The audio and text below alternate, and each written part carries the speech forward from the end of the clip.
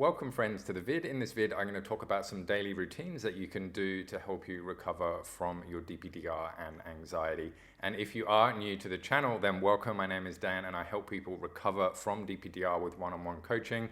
And also I'm the creator of the Freedom course, which is the best online and interactive DPDR recovery course there is available. And if you are interested in checking that out or in getting coaching, then you can check out all the links in the description and a pinned comment.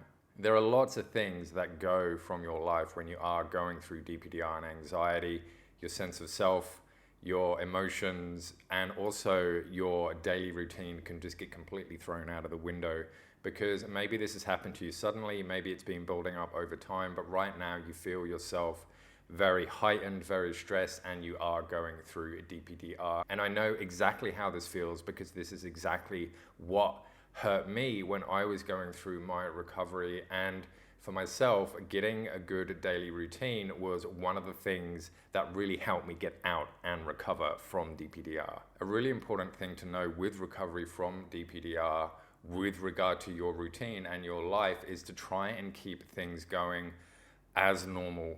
So whether that's, going to work, hanging out with friends, studying, or just the general day-to-day stuff that you do. And the reason that is because if you start to stop it and change it and not do things because you're going through DPDR and anxiety, then you're just reinforcing in your mind that, yep, all this stuff is scary. The anxiety is taking control of me right now.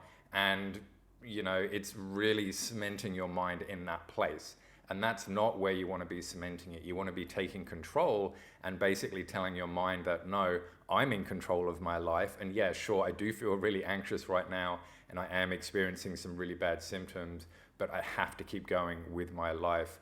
And then your mind starts to realize that, oh, perhaps these symptoms aren't as scary as I thought, and going to see friends isn't as bad, and going to work isn't as bad as I thought. But specifically with your daily routine, the first thing that you need to do is make sure that you get up either when your alarm goes off or sort of whatever routine you were in before you fell into this. Because a lot of people do fall into the cycle of not wanting to get out of bed or just laying there, and the first thing they do is wake up and you check on your symptoms, you notice they're still there, you feel down, you feel bad, and you're like, well, look, the last thing I feel like doing right now is getting up and going to work or getting up and having to do your daily things that you've got to do that day.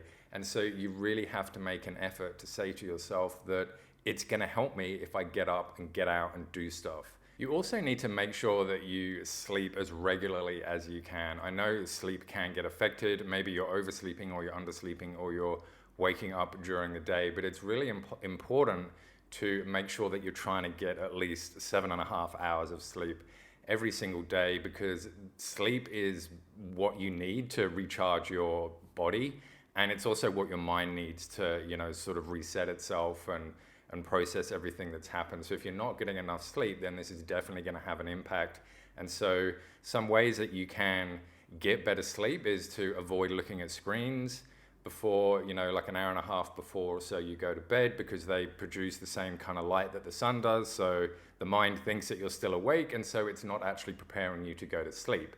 Or you can wear special glasses that will block out that blue light. Another thing you can do is try relaxation things, whatever relaxes you. You could meditate, you could read, you could go for a walk, you can, stare at the sun, the stars, or sort of whatever relaxes you before you go to bed. Maybe you have some kind of like sleeping tea, herbal tea or anything like that. If you do want to take sleeping pills, then, consult your doctor about that. They can also help. What I've found with some people when they are having sleeping pills is that they don't like the way that it affects them the next day because they feel a little bit sluggish. So whatever it is with you, and also exercise is a good thing to help with sleep because it knackers your body out, and so you're more likely to want to go to sleep towards the end of the day. Some people also incorporate different things into their routine as well because they find that everything's been thrown out of the window. So they want to try and incorporate new things because maybe seeing friends is just too hard right now, or maybe going to work is just too hard. So you can think about meditation as well. Meditation is a thing that really helped me.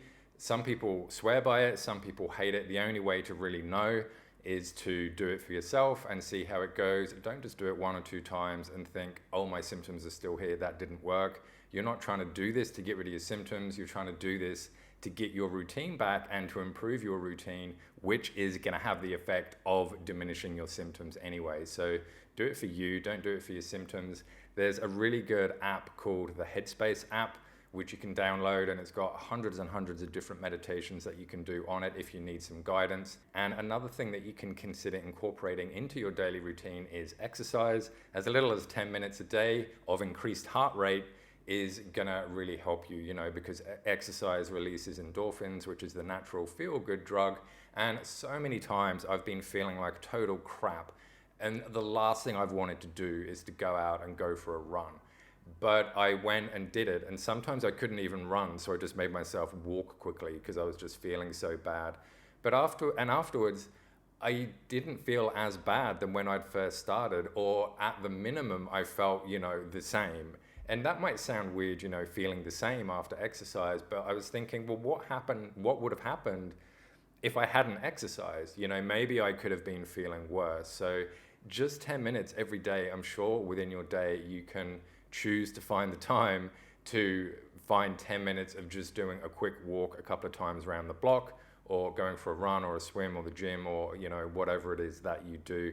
It is really going to help you. One of the mental things that you can get into your routine as well is to start to recognize when you are having intrusive thoughts, or when you notice yourself focusing on your symptoms or fixating on your symptoms, or when you notice yourself lamenting about the past and wishing that you could just get back to normal and feeling sad and down. Because what you probably don't realize is that when you are sort of going through this thing, you're not focusing on recovery at all. You're just focusing on all the bad stuff. And the more you focus on something, the more of it you get. And also, the better at it you get at doing it.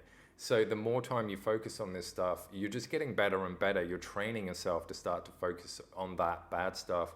Now you've got to start to focus on the good stuff. And some of the things that you can do is to say to yourself things like, oh, okay, I've just noticed I've had an intrusive thought.